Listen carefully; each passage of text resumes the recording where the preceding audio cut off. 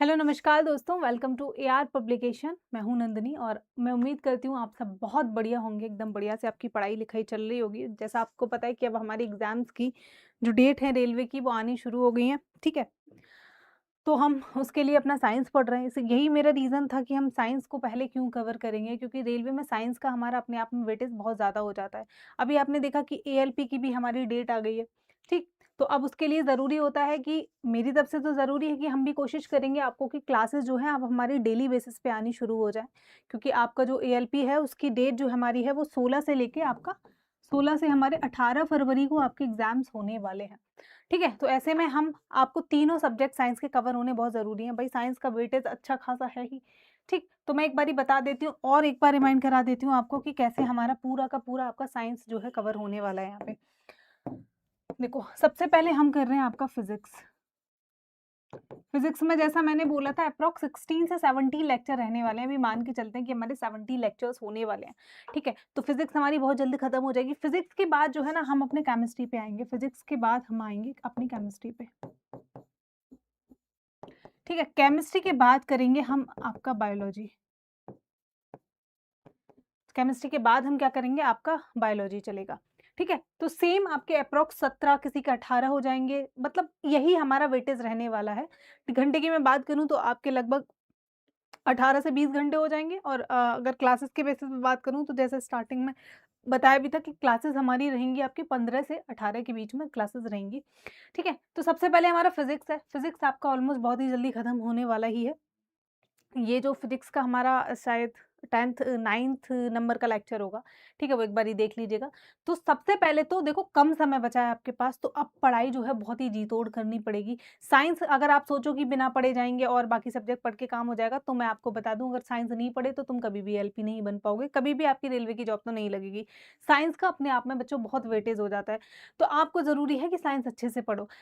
अभी जो है आप क्या करो कि साइंस के जितने भी हमारी प्लेलिस्ट में फिजिक्स के लेक्चर दिए हुए हैं, तो सबसे पहले तो जाके फिजिक्स के उन लेक्चर्स को देखो। बाकी रेगुलर जितनी भी क्लासेस आती जा रही हैं, उनको आप साथ-साथ देखते जाओ। साथ-साथ देखने के साथ ही आप मॉक टेस्ट भी लगाते जाओ, सेक्शनल लगाओ पहले फिजिक्स के, फिर उसके बाद फुल लेंथ लगाएँगे। बाकी बाद में हम देखते हैं कि एक बारी अगर पॉसिबल हुआ इन केस कि आपको एक साथ ही पूरा वन शॉट प्रोवाइड किया जाए, तो वहाँ पे देखेंगे, अभी ऐसा कुछ प्रॉमिस नहीं है। और आप चाहो तो रिवीजन के लिए जो ऑलरेडी वन शॉट्स डले हुए हैं फिजिक्स, केमिस्ट्री, बायो का, तो उनको भी देख लो। लेकिन वन शॉट आपके तभी काम आएँगे जब आप रेगुलर लेक्चर किए हों, क्योंकि वन शॉट में उतना डिटेल में चीज़ें नहीं समझाई जाती हैं। तो सबसे पहले ज़रूरी है फिजिक्स के सारे लेक्चर देखो, ठीक है? और ज़्यादा से ज़्यादा इन लेक्चर्स को शेयर करो। चैनल पे पहली बार आए हो तो चैनल को सब्सक्राइब करो, ठीक है? शेयर करने से क्या होगा, आप लोग जितना ज़्यादा प्यार दोगे उतना मोटिवेशन मिलेगा और जल्दी-जल्दी मैं लेक्चर को लेके आने की कोशिश करूँगी। जैसे अभी हम बात करें, तो अभी हमारा वीकली आपके 4 लेक्चर्स आ रहे हैं, लेकिन सारी चीज़ें सही रहती हैं, आपका सिलेबस तो कवर कराना ही है एग्ज़ाम से पहले, तो हो सकता है कि डेली बेसिस पे आपका 1 लेक्चर है, यानी कि वीकली हमारे 6 लेक्चर हैं संडे को छोड़ के। तो ऐसा भी पॉसिबल है, बट उसके लिए ज़रूरी है आपका अच्छे से पढ़ना, आपका सपोर्ट, आपका प्यार, ठीक है? तो कमेंट बॉक्स में लिखो कि कौन-कौन बच्चा जो है डेली क्लासेस कर रहा है और रेगुलर बेसिस पे आप लोगों को जो है लेक्चर चाहिए, ठीक? तो हमको क्या है आपका, जब मैंने बताया आपका एएलपी के एग्ज़ाम की बात करें, तो 16 से 18 फरवरी को एग्ज़ाम है, मतलब 16 से हमारे एग्ज़ाम्स जो है ना वो स्टार्ट हो रहा है। तो 16 का मतलब है एटलीस्ट कम से कम 10 तारीख तक आपका पूरा का पूरा सिलेबस खत्म कराना होगा, ठीक है? तभी कहीं जाके आप रिवीज़न वगैरह कर पाओगे। ये मैंने 10 भी ज़्यादा बोल दिया और कोशिश रहेगी और उससे पहले ही हमारा सारा का सारा सिलेबस साइंस का आपका कवर हो जाए। ओके, ठीक है? तो हम देखते हैं अपना आज का टॉपिक, आज की क्लास में क्या है आपके लिए। तो आज की क्लास है हमारी इलेक्ट्रिक करंट। इलेक्ट्रिक करंट क्या होता है, विद्युत धारा क्या होती है हमारी, कैसे करंट प्रवाह होता है, आपके जो सर्किट्स हैं वो देखे हमने। सिंपल सर्किट हो गया आपका, कॉम्बिनेशन, पैरेलल कॉम्बिनेशन हो गया हमारा, सीरीज कॉम्बिनेशन हो गया, ये सारी सारी चीज़ें जो है हमने अच्छे से देख ली। अब क्या है, क्लास लंबी हो जाती है इसलिए हमने लास्ट क्लास में क्वेश्चन नहीं करे थे।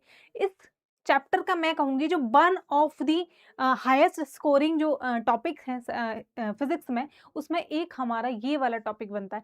इस टॉपिक से आपके क्वेश्चन बहुत ज़्यादा पूछे जाते हैं और मैं कहूँगी इतना टफ भी नहीं है ये, अगर आपने एक बार ढंग से पढ़ लिया है ना टॉपिक, थ्योरी अगर अच्छे से पढ़ के आए हो तो इतना टफ भी नहीं है, बहुत हार्ड भी नहीं है, लेकिन यहाँ से वेटेज बहुत अच्छा खासा बनता है।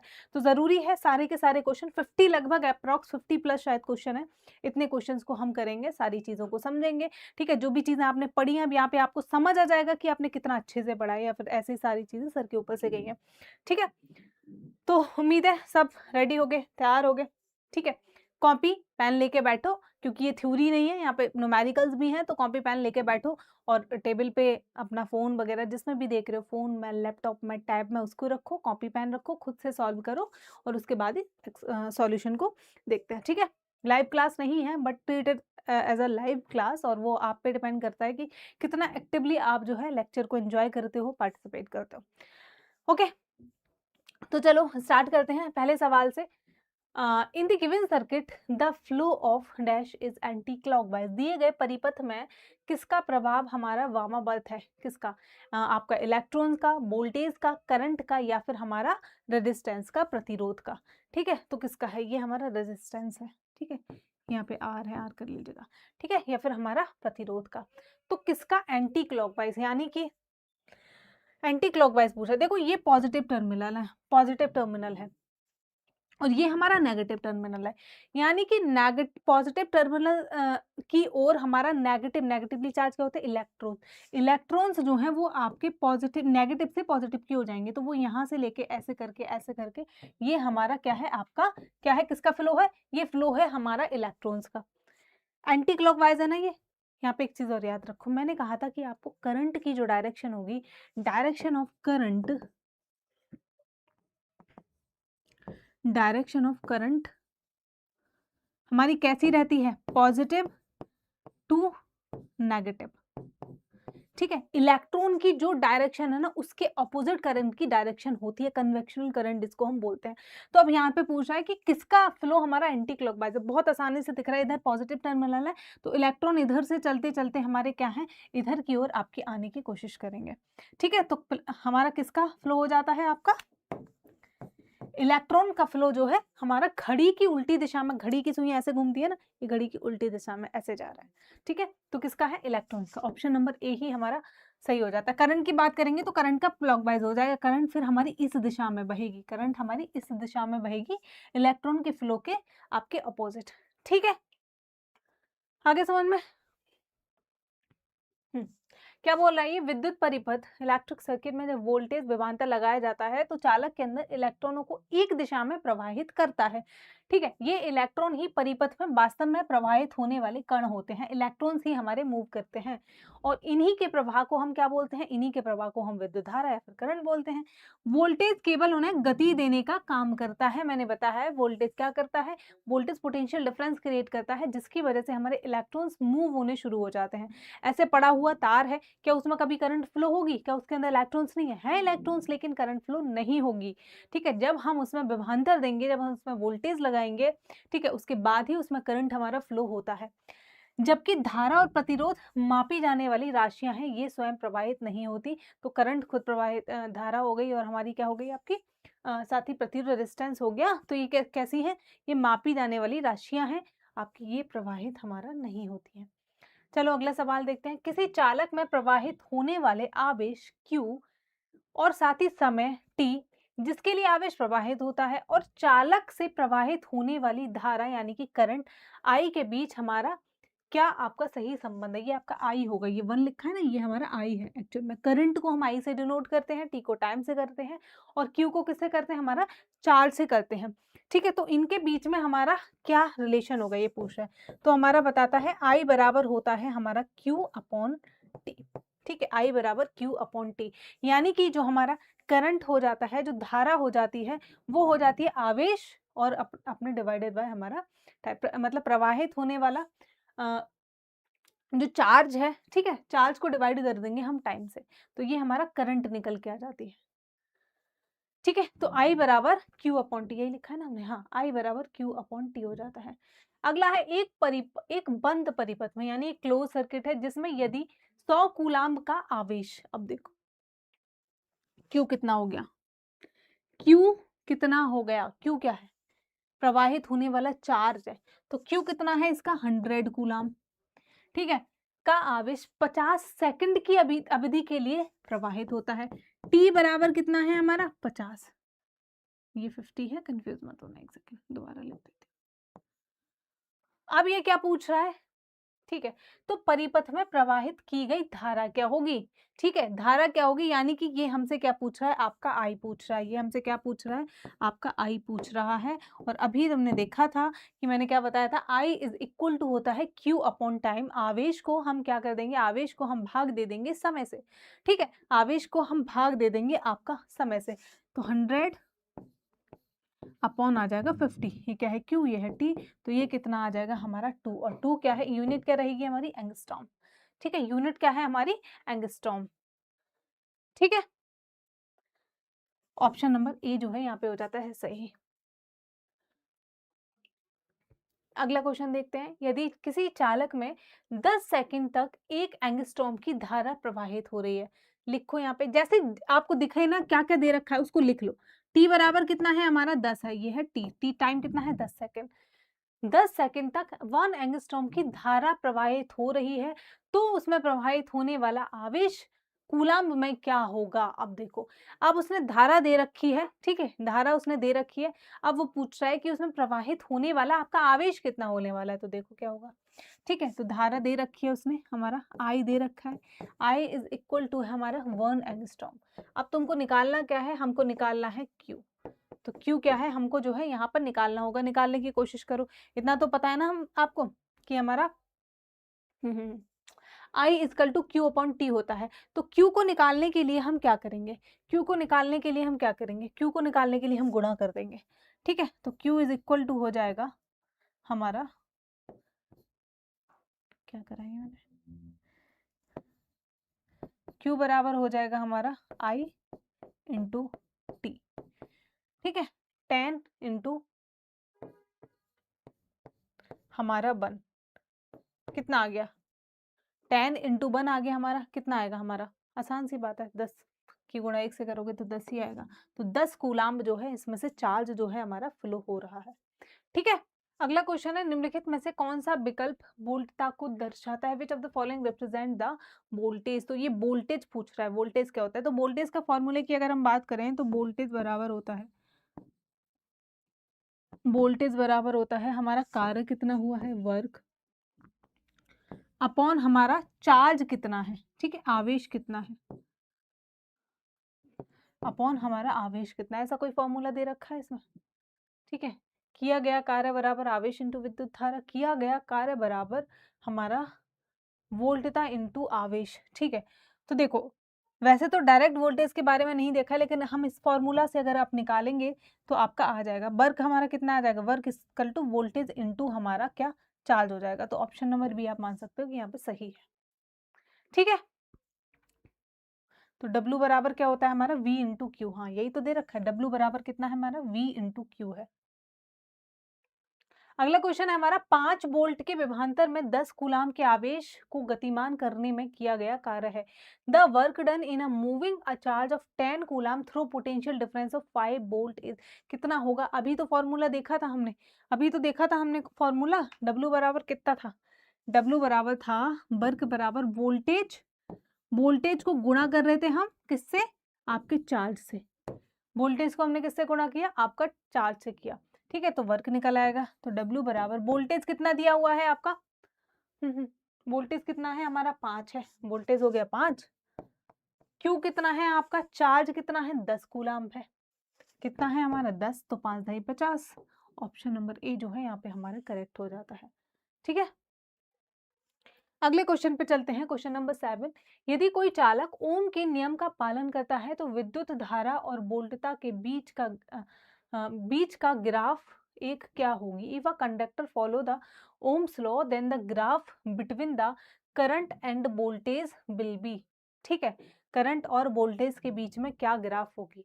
तो मैं बता दूं कि ओम्स लॉ के अकॉर्डिंग करंट और वोल्टेज के बीच में क्या है कि जितना ज्यादा वोल्टेज बढ़ेगा, कि अगर हम V को बढ़ाएंगे, वोल्टेज बढ़ाएंगे, तो आपका फ्लोइंग जो करंट है, जो I है, वो भी हमारा बढ़ेगा, ठीक है, वो भी हमारा क्या है आपका बढ़ेगा। तो कैसा ग्राफ बनेगा एक बारी बना के देखते हैं, ठीक है। जैसे इसको मान लेते हैं हम वोल्टेज बी है, ये है हमारा आई, ठीक है। तो बी बढ़ाया, बी यहाँ पर ले आए तो करंट भी आगे बढ़ गया। और तो इस तरीके से हमारी जो है आपकी ये लाइन आपकी बनेगी। तो कैसी बनेगी, एक प्रकार की हमारा कैसा है, पैराबोला, हाइपरबोला, एलिप्स, हमारा कैसी सरल रेखा है, कैसी सरल रेखा आपकी हो जाती है, ठीक है। अगले क्वेश्चन पे चलते हैं। अगला सवाल है, यदि 50 ओम प्रतिरोध वाली चालक कुंडली समय के साथ परिवर्तनशील चुंबकीय क्षेत्र में इस प्रकार है कि प्रेरित ईएमएफ 50 वोल्ट है, तो कुंडली में प्रेरित धारा आपका ज्ञात करना है। If a conductor having coil having 50 ohm resistance, तो आर कितना है हमारा, आर कितना है हमारा, आर है आपका 50 ओम, ठीक है। रेजिस्टेंस तो पता है ना आपको, रेजिस्टेंस क्या होता है, प्रतिरोध क्या होता है, जो चालक, जो हमारी धारा है उसको प्रवाहित होने से आपका रोकता है।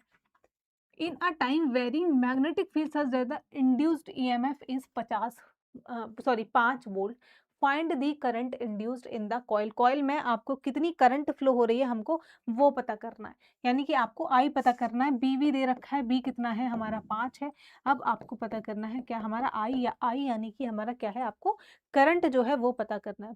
तो आई बराबर कितना होता है हमारा, आई बराबर होता है वोल्टेज डिवाइड बाय हमारा रेजिस्टेंस। तो आई इज इक्वल टू होता है V upon R, Ohm's law जो था वो हमने देखा था।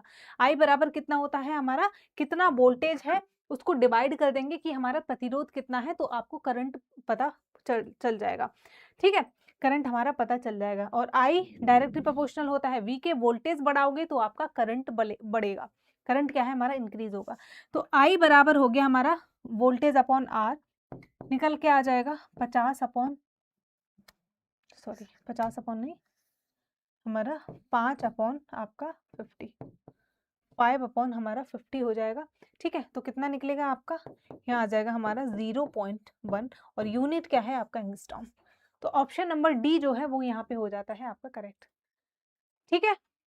नेक्स्ट क्वेश्चन पे चलते हैं। अगला क्वेश्चन है, यदि किसी चालक का प्रतिरोध 3 गुना तक बढ़ा दिया जाए तो विद्युत धारा कितनी हो जाएगी। और वोल्टेज की बात करें तो वोल्टेज हमारा कांस्टेंट रहने वाला है, ठीक है। तो ओम्स लॉ क्या कहता है, ओम्स लॉ बोलता है कि हमारा वोल्टेज बढ़ाने पर आपका करंट बढ़ेगा, और हमारा साथ ही अगर हम रेजिस्टेंस बढ़ा देते हैं, प्रतिरोध को अगर हम इंक्रीज करते हैं, तो जो आपका करंट फ्लो हो रही है उसका रेट जो है हमारा कम हो जाएगा, फ्लोइंग करंट क्या हो जाएगी आपकी, कम हो जाती है।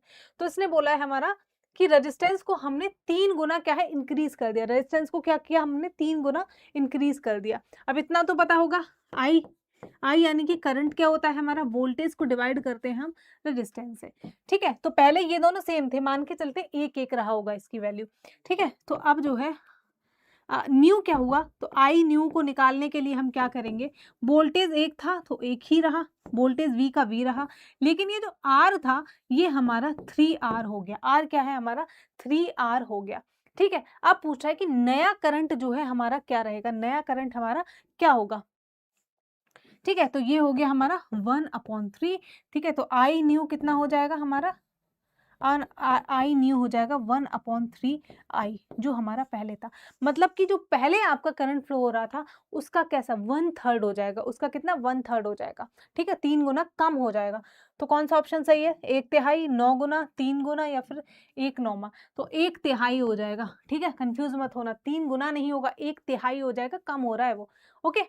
ऑप्शन ए जो है इसमें करेक्ट हो जाएगा। अच्छा, इसमें ऑप्शन सी लगा रखा है, सी क्या है, 3 गुना, नहीं 3 गुना तब बोलते हैं हम जब वो 3 गुना बढ़ रहा होता, कि पहले रेजिस्टेंस था इतना और रेजिस्टेंस 3 गुना कम हो गया, मतलब पहले 1 रहा होगा तो अब वो 1 से, मतलब फॉर एग्जांपल पहले 3 रहा होगा तो अब कम होके 1 हो गया, उस केस में हम बोलते कि जब रेजिस्टेंस कम हो गया तो करंट बढ़ गया, लेकिन यहाँ उल्टा हो रहा है, तो ये शायद मतलब गलती से जो भी है हमारा ये मिस्टेक है, आंसर इसमें जो है आपका ए ही होगा। ओम का नियम कहता है आई बराबर बी अपॉन आर, ठीक है। तो यदि आर को 3 गुना कर दिया जाए तो और वोल्टेज वही रहे तो धारा 1/3 हो जाएगी, धारा क्या है हमारा 1/3 हो जाएगी, पहले से आपका कम हो जाएगी। अगले सवाल पे चलते हैं। निम्नलिखित में से कौन सा या फिर कौन से कथन सही नहीं है, which of the following statement is are not correct. किसी चालक का प्रतिरोध ताप पर निर्भर नहीं करता है, the resistance of a conductor does not depend on the temperature. अगला है किसी प्रतिरोध पर वोल्टता जितनी अधिक होगी उसमें धारा उतनी ही प्रवाहित होगी। उसमें धारा है क्या है हमारी, उतनी ही प्रवाहित होगी। बताओ। अगला है प्रतिरोध का एसआई मात्रक ओम है। The SI unit of resistance is ओम।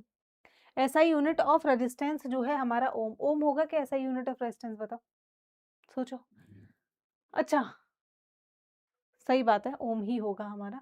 तो ये पूछा कौन सा सही नहीं है, यहाँ पे याद रखना सही नहीं है पूछ रहा है। ठीक है, सही नहीं है। अब देखो यहाँ पे सोचो, इतना तो सबको पता होगा कि प्रतिरोध का एसआई मात्रक ओम होता है, सबको पता है, यानी कि ये तो हमारा सही है। ये जिस भी ऑप्शन में दिख रहा है ना उसको तो काट दो। तीसरा जिसमें आ रहा है, देखो तीसरा आ रहा है इसमें, तो ये तो आंसर हो ही नहीं सकता है। बाकी देखो, पहला बोलता है किसी चालक का प्रतिरोध ताप पर निर्भर नहीं करता, टेम्परेचर पर निर्भर नहीं करता। तो मैं बता दूं टेम्परेचर पे डिपेंड करता है। ठीक है, टेम्परेचर पे डिपेंड करता है, यानी कि ये गलत है। तो गलत है, तो अकॉर्डिंग टू द आंसर ये सही हो जाएगा, क्योंकि गलत ही तो ढूंढना है हमको। ठीक है, तो 2 तो आना चाहिए, 2 इसमें भी है, इसमें नहीं, सॉरी, पहला ये इसमें है, इसमें नहीं है, तो ये वाला आंसर तो नहीं होगा। ठीक, तो 2 हमारे कट चुके हैं। अगला देखते हैं, किसी प्रतिरोध पर वोल्टता जितनी अधिक होगी उसमें धारा उतनी ही अधिक प्रवाहित होगी। बिल्कुल, V अगर इंक्रीज होगी तो I की वैल्यू भी इंक्रीज होगी। ठीक है, वोल्टेज बढ़ाओगे करंट का रेट उतना ही बढ़ जाएगा फ्लो होने का। ठीक है, बिल्कुल सही बात है हमारी।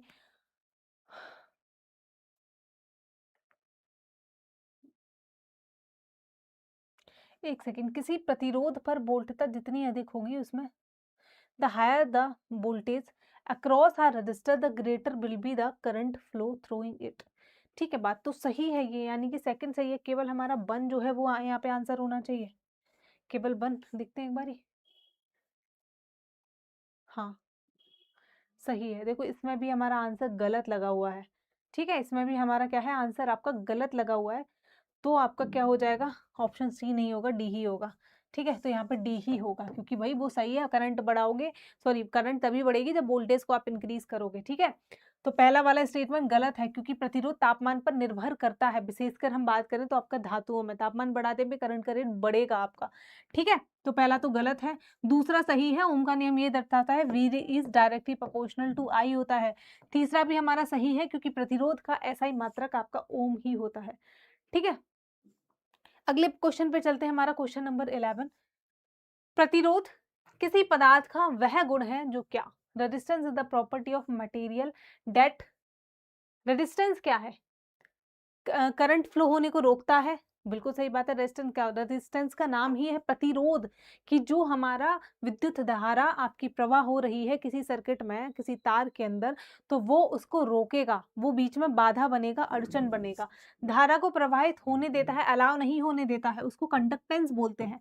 ठीक है, रोकता है ये। विद्युत धारा विद्युत ऊर्जा को यांत्रिक ऊर्जा में रूपांतरित करता है, नहीं। धारा के प्रवाह का विरोध करता है, oppose the flow of current. Option number C जो है ना दोस्तों, यहाँ पे वो हो जाता है हमारा सही। प्रतिरोध वह गुण है जो धारा के प्रवाह का विरोध करता है। जब विद्युत धारा किसी पदार्थ से गुजरती है तो उस पदार्थ के अणु धारा के प्रवाह में रुकावट डालते हैं, जिसमें ऊर्जा का ह्रास और हमारा गर्मी जो है आपका उत्पन्न होती है। ठीक है, जनरेशन ऑफ हीट वाला कॉन्सेप्ट भी आपको पढ़ा था। रेजिस्टेंस बढ़ाओगे हीट बढ़ेगी, करंट का फ्लो बढ़ेगा, हीट बढ़ेगी। ठीक है, उसी पे हमारे बहुत सारे अप्लायंसेस काम करते हैं, खासकर अभी ठंडों में यूज कर रहे होंगे बहुत सारे लोग। गीजर हमारा हो गया, इलेक्ट्रिक हीटर हो गया। ठीक है, तो ये सारी चीजें। अगला देखते हैं हम क्वेश्चन नंबर 12। किसी पदार्थ की प्रतिरोधकता क्या होती है, what is the resistivity of a material, rho बोलते हैं इसको। ठीक है, पी जैसा होता है ये। ठीक, पी मतलब पी जैसा होता है, पी नहीं, लास्ट क्लास में मेरे मुंह से पी निकल गया था, तो पी जैसा होता है ये, रो बोलते हैं इसको। ठीक है, यह माप कि कोई पदार्थ विद्युत धारा के प्रवाह को कितनी दृढ़ता से विरोध करता है। A measure of how strongly material oppose the flow of electric current. देखो, the amount of current a material can carry, इसमें मैंने सिंपल बताया था रेजिस्टिविटी क्या होती है। किसी भी मेटल की, किसी भी धातु की, किसी भी पदार्थ की प्रॉपर्टी होती है कि वो जो है करंट फ्लो होने को क्या है, रोक रही है। ठीक है, रोक रही है। रेजिस्टेंस हमारा लेंथ पे डिपेंड कर रहा था, आपका एरिया पे डिपेंड कर रहा था, लेकिन ये इंट्रिंसिक प्रॉपर्टी होती है, ये नेचुरल प्रॉपर्टी ही है, ये किसी चीज़ पे ऐसी पे डिपेंड नहीं कर रही है। लंबाई हो गई, चौड़ाई हो गई, ठीक है, उस पे जो है हमारा डिपेंड ये आपका नहीं करती है। तो इसका आंसर क्या हो जाएगा, इसका आंसर होगा हमारा, यह माप की कोई पदार्थ ये माप है कि कोई पदार्थ विद्युत धारा के प्रवाह को कितनी दृढ़ता से विरोध करता है। It is a measure how strongly a material oppose the flow of electric current. जितनी ज्यादा हमारी रजिस्टिविटी होगी उतना ही ज्यादा धारा प्रवाहित कम होगी। ठीक है, जैसे इसमें रबड़ इंसुलेटर्स एग्जाम्पल बताए थे मैंने, इंसुलेटर्स की रजिस्टिविटी आपकी बहुत ज़्यादा होती है, इसी वजह से वो इंसुलेटर्स हैं और उनके अंदर से करंट प्रवाहित नहीं हो रहा है। ठीक है, वहीं कॉपर हो गया, मेटल्स हो गए, उनकी रजिस्टिविटी बहुत कम होती है और उनकी रजिस्टिविटी कम होने की वजह से ही उनमें करंट का फ्लो देखने को मिलता है। ठीक है, अगला सॉरी ऑप्शन सॉरी एक्सप्लेनेशन देख लो। यह पदार्थ की आंतरिक संरचना पर निर्भर करता है, ना कि उसके आकार पर। ठीक है, उसके आकार पर निर्भर नहीं कर रहा है, आंतरिक संरचना पर निर्भर कर रहा है। जैसे जब हमने रेजिस्टेंस पढ़ा था आपका, रेजिस्टेंस इसको हम आर से डिनोट करते हैं। रेजिस्टेंस मैंने बताया था कि अगर किसी तार की लंबाई इंक्रीज कर रही है डायरेक्टली प्रोपोर्शनल टू हमारा आई है। ठीक है, R is directly proportional to L, sorry L, लंबाई बढ़ेगी रेजिस्टेंस बढ़ेगा। लेकिन अगर हम बात करें तो इन्वर्सली प्रोपोर्शनल है एरिया के, एरिया बढ़ेगा, मोटा तार कम रेजिस्टेंस, ठीक है, पतला तार ज्यादा रेजिस्टेंस। ओके, आगे समझ। ठीक है, आगे चले। उम्मीद है कि आप सब लोग ना बैठ के कॉपी किताब लेके कर रहे होगे क्वेश्चन, ऐसा नहीं है कि कहानी की तरह सुन रहे होगे। फिजिक्स थोड़ा सा बोरिंग है अपने आप में, मुझे कभी पसंद नहीं आया। ठीक है, फिजिक्स के कॉन्सेप्ट्स पढ़ने में बहुत मज़ा आता है अगर आपको थोड़ा सा भी मतलब चीज़ें कैसे वर्क कर रही हैं अपने अराउंड, अगर आपको उस सब में दिलचस्पी है ना कि कैसे क्या क्या फिनोमिना होते हैं, ये चीज़ किस फिनोमिना पे बेस्ड है, ये सारी चीज़ें नेचुरल चीज़ों को जानने का अगर आपको शौक है, टेक्निकल चीज़ें जानने का अगर आपको शौक है, तो आपको पसंद आती है फिजिक्स। ठीक है, लेकिन वो थ्योरेटिकल पोर्शन तक, मुझे हमेशा थ्योरेटिकल पोर्शन तक समझ आती है, बहुत अच्छा लगता है, बहुत मज़ा आता है हर दिन नए कॉन्सेप्ट समझने में। ऐसे ही मैं कई बार ये science.org वगैरह वेबसाइट्स को खोल के बैठ जाती हूँ कि क्या कुछ नया, कुछ नई इन्वेंशन, कुछ ऐसी चीज़ें हो रही हैं। लेकिन जहाँ इसका ये न्यूमेरिकल्स वगैरह आते हैं फिजिक्स में, तो वहाँ पे फिर मज़ा नहीं आता। ठीक है, वो न्यूमेरिकल सॉल्व करना मेरे लिए पर्सनली थोड़ा सा बोरिंग वाला काम है, आप सबको भी होगा, बट एग्ज़ाम तो पास करना है ना। ठीक है, तो ये बोरियत की चीज़ें क्या है, बहुत बहुत छोटा-सा है उस खुशी के आगे जो आपको एग्ज़ाम को क्वालीफाई करने के बाद मिलने वाली है, तो ये तो कुछ भी नहीं है उसके सामने, है ना? ठीक है, अगला क्वेश्चन पे आते हैं चलो। अच्छा खासा ये थोड़ी-सी लंबी क्लास आपकी रहेगी, हैं? पेशेंस के साथ बैठो तो अपना क्या बोलते हैं वो, नहीं, नहीं, कुछ है ना ऐसे कि बैठ जाइए ऐसे करके, याद नहीं आ रहा मुझे, खैर छोड़ो। अगला है हमारा, यदि तार की आकृति वाले प्रतिरोध की लंबाई दोगुनी कर दी जाए तो प्रतिरोधकता क्या होगी? If the length of a wire shaped resistor is doubled then the resistance. अब देखो बेटा ये एल को बढ़ा रहा है, जस्ट अभी बताया था मैंने, एल को बढ़ने से क्या होता है, लंबाई बढ़ने से रेजिस्टेंस क्या है, बढ़ रही है। यहाँ देख लो रेजिस्टेंस की बात करें, रेजिस्टिविटी की, कंफ्यूज हो जाओगे। रेजिस्टिविटी पे कोई असर नहीं होता, ठीक है, रेजिस्टेंस पे होता है। तो यहाँ पे एक बार ये भी देख लेना, नहीं तो कंफ्यूज हो जाओगे। ठीक है, तो क्या है हमारा, if the length of the wire shaped resistor is double then the resistance. तो रेजिस्टेंस क्या होगा, देखो यहाँ पे ना रेजिस्टेंस बोल रहा है, मैं ना इंग्लिश पे जाऊंगी। ठीक है, तो मैं इंग्लिश वाला पढ़ती हूँ इसमें, एक सेकेंड, मैं ना रेजिस्टेंस देखूंगी। तो लंबाई क्या है, वायर की डबल कर दी है, लंबाई क्या है एल, हमारी पहले एल थी अब 2L हो गई, तो पहले अगर रेजिस्टेंस आर रहा होगा तो अब हमारा 2R हो जाएगा, यानी कि डबल हो जाएगा। ठीक है, तो दोगुना हो जाती है, इट बिकम्स डबल।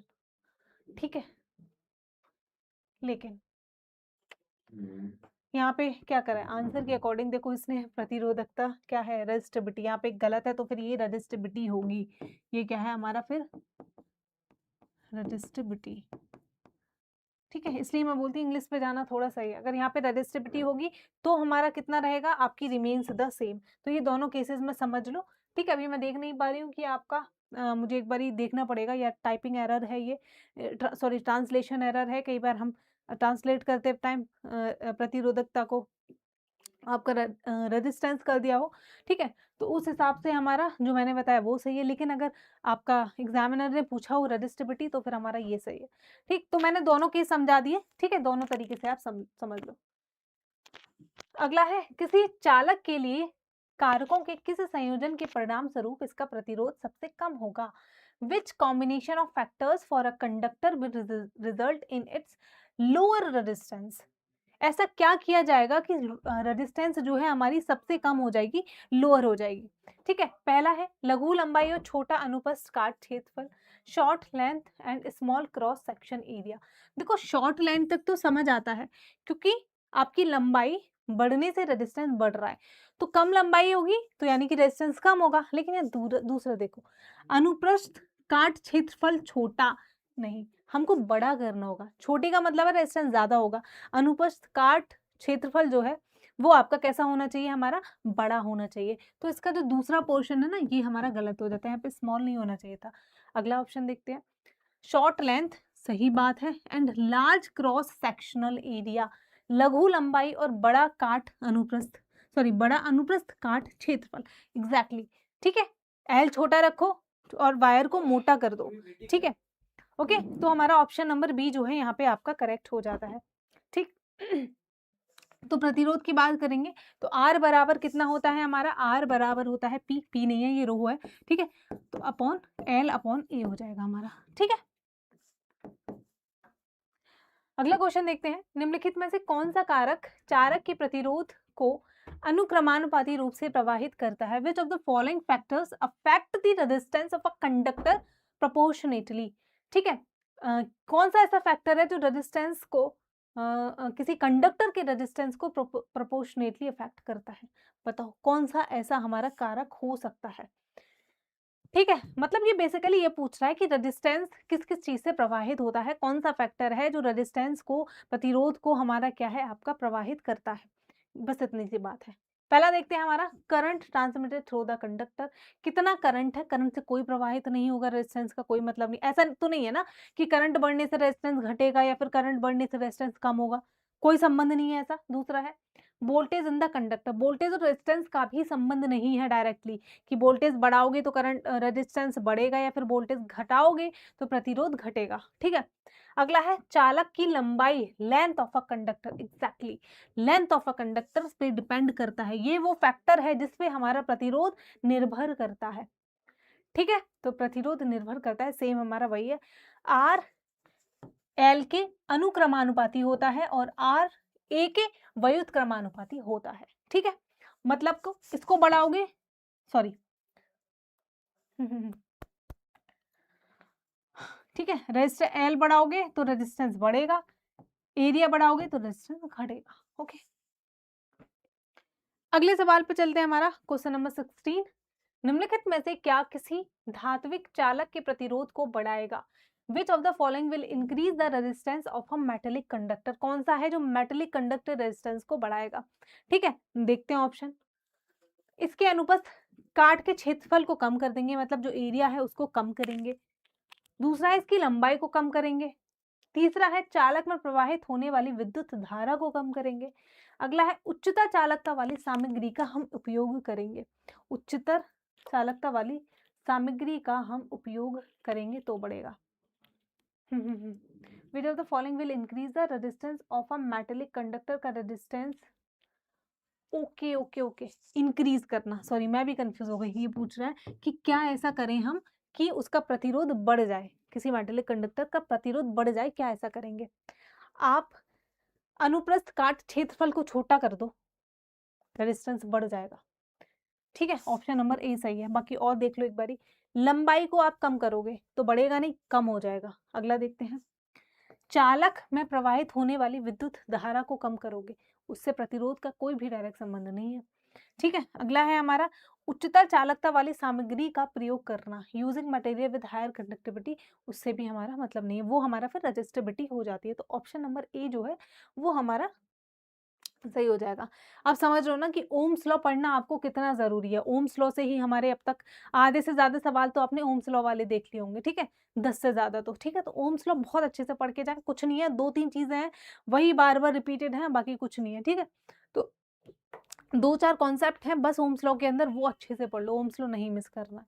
बाकी मैं ना आपको जब आपका एग्जाम आने वाला होगा तो आपको सारे सब्जेक्ट्स का एक-एक वीडियो मैं बताऊँगी, जिसमें आपको इम्पोर्टेंट जो टॉपिक्स हैं एनालिसिस करके पूरे, वो जो हमने किया हुआ भी है, हम करते भी हैं जब आपको कोई भी नोट्स देने होते हैं या ये सारी चीज़ें हमारी जब बुक्स बनती है तो प्रॉपर एनालिसिस होता है कि किस हमारे पोर्शन से सबसे ज़्यादा सवाल बनते हैं। तो उसी बेसिस पे मैं ये भी देखूँगी कि किन टॉपिक्स में हमारे सबसे ज़्यादा सवाल बनते हैं आपके सब्जेक्ट्स के अंदर भी, तो उसका आपको एक-एक वीडियो प्रोवाइड किया जाएगा, उसको आपको बहुत अच्छे से देखना है। फिर आप उन्हीं टॉपिक्स को रिवाइज़ करके जाओ एग्ज़ाम से 1 दिन पहले, जल्दी-जल्दी में पढ़ जाओ। अगर कुछ भी नहीं पढ़े हो ना, तब भी आप 50% से ज़्यादा क्वेश्चन सही करके आओगे। अगला देखते हैं हम, किसी चालक का प्रतिरोध निम्नलिखित में से किस कारक पर निर्भर नहीं करता? The resistance of a conductor does not depend on which of the following factor? किस फैक्टर पे हमारा डिपेंड नहीं करता है रेजिस्टेंस?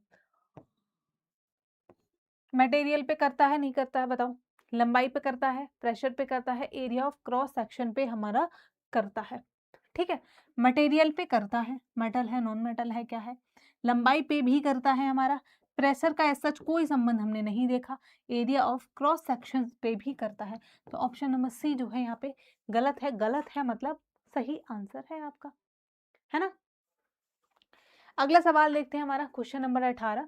दिए गए पदार्थ के एक तार की लंबाई और अनुप्रस्थ काट क्षेत्रफल ए है, जिसका प्रतिरोध 4 ओम है। समान पदार्थ से बने L/2 लंबाई के दूसरे तार का प्रतिरोध हमारा कितना होगा? ठीक है, दूसरे तार का हमारा प्रतिरोध कितना होगा? चलो क्या बोल रहा है ये, एक बारी लिख के देखते हैं। ठीक है, क्या बोला इसने, दिए गए पदार्थ के एक तार की लंबाई और अनुप्रस्थ काट क्षेत्रफल 1 है। लंबाई L है मान के चलते हो, और एरिया कितना है हमारा, L बराबर L है, लंबाई L है। ठीक है, एरिया कितना है, एरिया बराबर है हमारा A। ठीक है, और इसके रेजिस्टेंस की बात करें तो R है हमारा 4 ओम। आगे बोल रहा है कि समान पदार्थ से एक और बना है हमारा तार, जिसकी लंबाई L/2 है, इसकी L सेकंड वाला। ठीक है, ये हमारा सेकंड वायर है, यहाँ पे लिख लो आप फर्स्ट वायर। ऐसे जब लिख लिख के करोगे ना तो आप कंफ्यूज नहीं होगे, जो भी वो दे रहा है ना उसको रिप्रेजेंट कर लो। सेकंड वायर में क्या बोला कि पहले का अगर L था लंबाई, तो इसकी L/2 हो गई, कितनी हो गई, दूसरे की L हो गई आपकी L/2, यानी कि लंबाई आधी हो गई। ठीक है, फिर बोल रहा है ये दूसरे तार का प्रतिरोध कितना होगा। अब देखो, लंबाई हमारी अगर L हो गई तो आपकी तार का प्रतिरोध कितना होगा, समान पदार्थ से बने L/2 लंबाई वाले दूसरे तार का प्रतिरोध कितना होगा। देखो, अब इसने ना एरिया नहीं बताया हमको, दूसरे वाले तार का एरिया नहीं बताया है। जब हमको एरिया नहीं बताया कि एरिया बढ़ा है या फिर एरिया घटा है, तो हम मान के चलेंगे कि एरिया हमारा सेम रहा है, सिर्फ लंबाई हमारी कम हुई है। जब लंबाई आधे से कम हुई है तो हमारा रेजिस्टेंस आधे से कम हो जाएगा, यानी कि जो R पहले 4 था, वो R अभी लंबाई 2 होने की वजह से कितना हो जाएगा हमारा, 2 हो जाएगा, 2 ओम। ठीक है, तो हमारा ऑप्शन नंबर बी यहाँ पे हो जाता है सही। फिर हम देखते अगर ये एरिया भी बताता, फिर हम फॉर्मूला लगा के यहाँ पे जो है देखते। क्या देखते, आर आपका रो, ठीक है, और साथ ही हमारा L डिवाइडेड बाय आपका क्या क्या था, A। ठीक, ओके, तो R न्यू हमारा कितना हो जाएगा आपका 2 ओम हो जाएगा। अगला क्वेश्चन देखते हैं, कॉपर के एक तार का प्रतिरोध 10 है, यदि इसे उसी पदार्थ की लंबाई लेकिन दोगुने अनुप्रस्थ काट क्षेत्रफल वाले तार से प्रतिस्थापित किया जाए तो इसका हमारा प्रतिरोध आपका नेक्स्ट कितना हो जाएगा, ये पूछ रहा है। ठीक है, अगला प्रतिरोध हमारा कितना हो जाएगा। कॉपर का वायर है एक, ठीक है, इसका आर जो है ना, आर है हमारा 10 ओम। यदि इसे उसी पदार्थ और लंबाई लेकिन दोगुने काट क्षेत्रफल, अच्छा पहले एरिया था पहले वाले तार का, फर्स्ट वायर ऐसे लिखो, फर्स्ट वायर आर था उसका 10 ओम और एरिया कितना था हमारा ए। ठीक है, अब सेकंड वायर की बात करेंगे, दूसरा केस बोल रहा है ये आर कितना हमारा, आर आपको पता करना है, लेकिन एरिया जो है, एरिया कितना हो गया हमारा, एरिया आपका दोगुना हो गया। तो एरिया पहले ए था तो अब ये हो गया हमारा 2a। ठीक है, एरिया अगर आपका 2a हो गया, एरिया हमारा अगर एरिया ऑफ क्रॉस सेक्शनल अगर डबल हो गया तो आपका रेजिस्टेंस हो जाएगा आधा। ठीक है, क्योंकि एरिया बढ़ने पे रेजिस्टेंस की मात्रा घट रही है, तो यहाँ पे आंसर हो जाएगा, पहले अगर 10 था तो 10 डिवाइड बाय 2 कर दो, तो अब कितना आ जाएगा हमारा, अब होगा आपका नया प्रतिरोध जो होगा वो हमारा होगा 5 सॉरी सर नया प्रतिरोध हमारा कितना होगा, आपका 5 ओम होगा। ठीक है, ओके, तो नया कितना होगा हमारा 5 ओम आपका हो जाएगा। ठीक, आ रहा है समझ में, है ना? मजा आ रहा है, नहीं आ रहा है? आई होप आ रहा होगा। उतना भी डिफिकल्ट है नहीं क्वेश्चन, अभी डिफिकल्ट आएंगे, ये इजी इजी थे हैं थोड़े। ठीक है, ओम्स लॉ वाले क्वेश्चन जनरली इजी होते हैं अगर एक बार कॉन्सेप्ट समझ लें, लेकिन आगे जो आएंगे वो थोड़ा सा इनसे तो आपके डिफिकल्ट होने वाले ही हैं। चलो अगले सवाल पे चलते हैं। अधिकांश चालकों का तापमान बढ़ने पर उनके प्रतिरोध पर क्या असर पड़ता है? What is the effect of resistance of the most conductor when the temperature increases? तापमान बढ़ाओगे तो रेजिस्टेंस बढ़ेगा या फिर हमारा घटेगा? तो तापमान को जब इंक्रीज करते हैं, टेम्परेचर को जब हम बढ़ाते हैं तो प्रतिरोध भी बढ़ता है। ठीक है, अधिकांश चालकों के तापमान बढ़ाने पर उनके प्रतिरोध पर क्या असर पड़ता है? प्रतिरोध भी बढ़ता है। यह समान बना रहता है? नहीं। यह घटता है? नहीं। यह बढ़ता है। तो यहाँ से क्या निकल के आता है? R is directly proportional to T, यानी कि टेम्परेचर, इट्स नॉट टाइम। तो R is directly proportional to T। क्या है? R जो है प्रतिरोध है, वो क्या है हमारा, क्या है, क्या बोलेंगे इसको, समानुक्रमानुपाती बोलेंगे ना, समान क्रमानुपाती, यही बोलते हैं ना। ठीक है, थोड़ी सी हिंदी मेरी वीक है and I am sorry for it, कुछ नहीं कर सकती मैं। लेकिन इंग्लिश हिंदी वीक होना तो ठीक है भाई, इंग्लिश भी उतनी ऐसी नहीं अंग्रेजों वाली। तो सीबीएसई वाले जो बच्चे होते हैं ना बेचारे कहीं की नहीं रहते, आईसीएसई वाले बढ़िया हैं, कम से कम इससे तो बेहतर है। ठीक है, क्योंकि उनकी अंग्रेजी तो अच्छी होती है, हिंदी खराब हो तो कोई बात नहीं। यहाँ क्या है, सीबीएसई से पढ़ी हुई हूँ मैं, सीबीएसई वाले बच्चों का क्या होता है भाई, ना तो वो हिंदी तो उनकी छोड़ ही दो, हिंदी तो होती है बेकार, वो अंग्रेजी में भी कुछ नहीं उखाड़ पाते। वो कहीं बीच में फंसे हुए रह जाते हैं, ना इधर के ना उधर के, ना हिंदी बढ़िया है ना अंग्रेजी बढ़िया है, तो दोनों से बेकार हो। ठीक है, तो या तो यूपी बोर्ड में मतलब स्टेट बोर्ड्स में पढ़ो या फिर पढ़ो आईसीएसई बोर्ड में सीधे। सीबीएसई वालों का कुछ नहीं होता। ठीक, हमारे स्कूल में भाई हिंदी विंदी बोलते हैं आपस में भाई, नाम के लिए किताबें हैं हमारी अंग्रेजी में, बट हम हैं फुल ऑन देसी। ठीक, और उस चक्कर में हिंदी भी नहीं पढ़ पाए ढंग से। ठीक, कुछ लोग देखो यहाँ मैं बताऊंगी, जैसे एक मतलब मुझे ध्यान आ गया, मैंने बहुत सारे लोगों को देखा है, दे आर लाइक गर्ल्स हो या फिर बॉयज़ हो, उनको हिंदी नहीं आती, और हिंदी नहीं आती है उसमें वो प्राउड फील करते हैं। मुझे हिंदी कई बार गड़बड़ हो जाती है, I am not proud about it, मैं मेरे को सीखनी है मतलब, और धीरे धीरे करके मैं जो है शब्दों को सीख रही हूँ। जैसे स्टार्टिंग में आपने देखा था मेरी हिंदी, हिंदी में मैंने कभी नहीं पढ़ाया, क्योंकि हिंदी में मैंने कभी खुद नहीं पढ़ा, स्पेशली साइंस की बात करूँ तो वो तो नहीं। इनफैक्ट जो अगर आप एमएससी वगैरह करते हो तो वो भी अब कोर्सेज आपके हिंदी में नहीं अवेलेबल है, इंग्लिश में ही है, और मेरा तो बैकग्राउंड हमेशा से रहा है इंग्लिश का। तो मुझे कभी उस चीज़ में प्राउड फ़ील नहीं होता, ओह आई डोंट नो हिंदी, क्योंकि इंग्लिश तो बहुत ही मतलब एकदम ऊपर वाले तबके की भाषा, ऐसा नहीं है, ठीक है? तो बेशर्मों की तरह जो तुम कहते हो ना कि हमको तो हिंदी नहीं आती ही, अंग्रेज़ी आती है, बहुत बड़े अंग्रेज़ बनते हो, तुम कुछ नहीं आता, ठीक है? तो वो प्राउड वाली बात नहीं है। अपने देश की भाषा ही नहीं आती तुमको है, तो क्या तुम प्राउडली ऐसे बोलते हो? दिल्ली में लड़कियाँ वगैरह मतलब लोग ऐसे करते हैं, प्राउडली शो ऑफ करते हैं, हमको हिंदी नहीं आते, हम सो कॉल्ड बहुत बड़े ज्ञानी विज्ञानी हो गए। ठीक है, अगला क्वेश्चन देखते हैं। निम्नलिखित विकल्पों में से सही युग्मों का चयन कीजिए। Choose the correct pairs from the following options. Correct pair को हमको इसमें से जो है आपको चूज करना है। पहला है प्रतिरोध, रेजिस्टेंस ओम। दूसरा है प्रतिरोधकता, वोल्ट या फिर एम्पियर। रेजिस्टिविटी को क्या आप वोल्ट और एम्पियर में नापते हो? पहला तो ठीक है, ठीक है, पहला तो ठीक है, इसमें तो हमारा पहला गलत हो जाता है। अगला है प्रतिरोध, वोल्ट या एम्पियर। तो प्रतिरोध, वोल्ट, एम्पियर ये यहीं पे गलत कर दिया इसने, प्रतिरोध को तो ओम में नापते हैं। अगला है प्रतिरोध, एम्पियर मीटर, फिर गलत है, प्रतिरोध को ओम में नापते हैं। ठीक है, अगला है हमारा प्रतिरोध को ओम में नापते हैं, बिल्कुल सही बात है। और जो रजिस्टिविटी होती है उसको ओम मीटर में नापते हैं। रजिस्टिविटी का यूनिट क्या होता है हमारा? ओम मीटर होता है। तो ऑप्शन नंबर डी जो है वो यहाँ पर हमारा हो जाता है सही। ठीक है, ऑप्शन नंबर डी जो है। अगले क्वेश्चन पे चलते हैं। अगला सवाल है हमारा, प्रतिरोधकों की श्रेणी संयोजन का समतुल्य प्रतिरोध क्या होगा? What is the equivalent resistance of a series combination of resistors? ठीक है, हमने देखा था कि सीरीज कॉम्बिनेशन क्या होती हैं, आपका पैरेलल कॉम्बिनेशन क्या होते हैं, ठीक है, रेजिस्टेंस के बेसिस पे। तो अब ये पूछ रहा है कि हमारा equivalence resistance of a series combination of resistor, प्रतिरोधकों की श्रेणी संयोजन का समतल प्रतिरोध क्या होता है? ठीक है, उनका प्रतिरोध क्या होता है? पहले देखो कैसी सीरीज है, कैसा है ये? सीरीज कॉम्बिनेशन की बात कर रहे हैं, ठीक है? सीरीज कॉम्बिनेशन, तो सीरीज कॉम्बिनेशन में क्या होता है, हम जोड़ देते हैं, ठीक है? तो आर टोटल को निकालने को हम क्या करते हैं, जैसे एक रजिस्टर रखा है, उसका रेजिस्टेंस प्लस दूसरा है अगर, तो उसका रेजिस्टेंस प्लस तीसरा है तो उसका, प्लस अगर चौथा भी है तो उसका, एंड सो ऑन फोर्थ, ठीक है? तो इस तरीके से, तो क्या है, ये अलग अलग प्रतिरोधों के प्रतिरोधों का गुणनफल होता है, प्रोडक्ट तो नहीं है। अलग अलग प्रतिरोधों के प्रतिरोध का योग होता है, the sum of the resistance of the individual resistors. तो ऑप्शन नंबर बी जो है हमारा करेक्ट हो जाता है। वहीं अगर पैरेलल की बात करोगे जब, तो उसमें निकालोगे तो हमारा हो जाएगा आर टोटल बराबर 1/R1 प्लस 1/R2 प्लस हमारा 1/R3, इस तरीके से, ठीक है? ओके,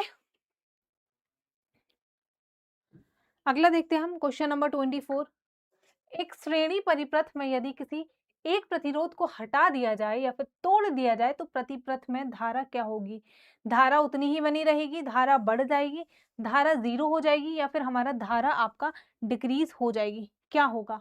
ठीक है, तो अगर हम बात करें, देखो सीरीज कॉम्बिनेशन में क्या होता है, अगर एक रजिस्टर आपका खराब हो जाता है तो पूरा का पूरा सर्किट हमारा खराब हो जाता है और करंट का फ्लो बंद हो जाता है, ठीक है? वहीं पैरेलल की बात करोगे जब, तो पैरेलल में क्या होगा, अगर एक रजिस्टर खराब होगा तो पूरी की पूरा हमारा जो सर्किट है वो खराब नहीं होता है, करंट फ्लो होता रहेगा, ठीक है? तो हमारे इसमें क्या रहेगा, आपका शून्य हो जाएगी, क्योंकि इसमें क्या है, पूरा का पूरा हमारा सर्किट फिर आपका खराब हो जाएगा, ठीक है? पूरा का पूरा हमारा सर्किट खराब हो जाएगा। श्रेणी परिपथ में सभी उपकरण एक के बाद एक से जुड़े होते हैं। कैसे जुड़े होते हैं, देखो ऐसे होते हैं ना,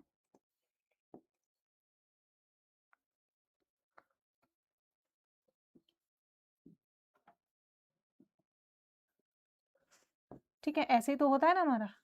एक सेकेंड,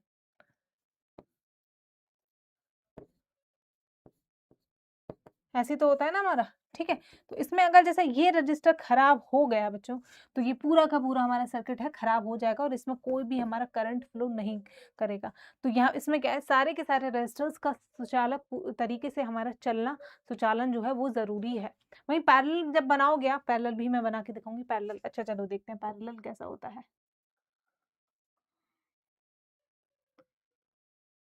ऐसे बना लो, ठीक है?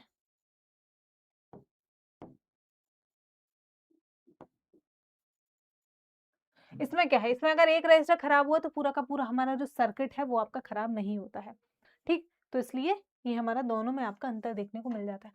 अगला क्वेश्चन है, दो विभिन्न प्रतिरोधों के समांतर संयोजन में निम्नलिखित में से कौन सा या फिर कौन से कथन जो है वो हमारे सही है? In parallel combination of two different resistors which of the following statements is are correct? प्रत्येक प्रतिरोध पर विभवांतर का मान समान होता है, प्रत्येक प्रतिरोध पर प्रवाहित होने वाली विद्युत धारा का मान समान होता है, ठीक है? बताओ दोनों में से कौन सी सिचुएशन हमारा सही होगी? ये बात कर रहा है पैरेलल कॉम्बिनेशन में, तो पैरेलल कॉम्बिनेशन में क्या होगा, हमारा प्रत्येक प्रतिरोध पर विभवांतर का जो मान है वो हमारा समान रहेगा, बिल्कुल सही बात है। सारे रजिस्टर्स में जो हमारा विभवांतर होगा, वोल्टेज होगा, वो हमारा कैसा रहेगा, सेम रहने वाला है। तो पहला स्टेटमेंट तो आपका सही है। प्रत्येक प्रतिरोध में प्रवाहित होने वाली जो विद्युत धारा है उसका मान जो है वो हमारा समान रहेगा, तो नहीं। तो जो हमारा पैरेलल कॉम्बिनेशन है उसमें आपका क्या है, जो हमारा करंट फ्लो हो रही है उसका मान समान नहीं होता है, उसका मान हमारा डिफरेंट डिफरेंट हो सकता है। तो ऑप्शन जो सॉरी स्टेटमेंट बी हमारा गलत है। तो ए सही है, बी गलत है। ए और बी दोनों गलत है, नहीं, ए सही है और बी गलत है। ए और बी हमारे दोनों सही हैं या फिर ए गलत है और फिर हमारा बी सही है। तो इनमें से कौन सा हमारा सही हो जाएगा? Option number B. ए सही है हमारा, बी आपका जो है वो हमारा गलत हो जाता है।